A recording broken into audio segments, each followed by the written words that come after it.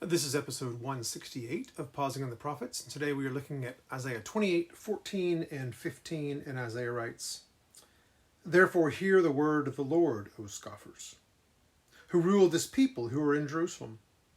Because you have said, we have made a covenant with death, and with Sheol we have made a pact.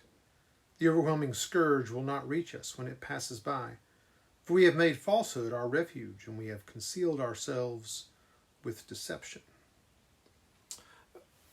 In this section, God begins his response to the people's complaint that they are being treated like kindergartners.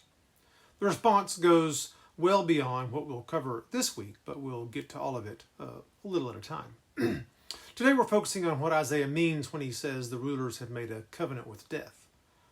It's doubtful that they have actually entered into some agreement with the gods of the underworld. More likely, Isaiah is using this language to remind them that any agreement with another nation, or anyone besides God for that matter, for protection is simply a sure sign of death. They've made a covenant with Egypt or Assyria, and that means they've made a covenant with death because it's not going to last. For God will deliver his people in his way, and he will judge the nations. If we are aligned with the ways of the world, we will suffer with the world.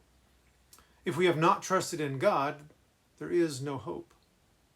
So the first question we must answer, who are we trusting in for protection and peace?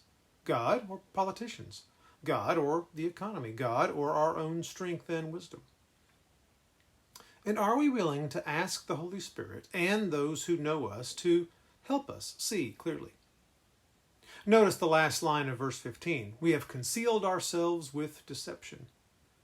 Again, this is not an actual quote. The leaders of the people don't believe they are deceived, but that's the point. They are so covered in deception that they can't see clearly. Trusting in something besides God conceals us from the truth. The application should be clear to us. Trust in God alone.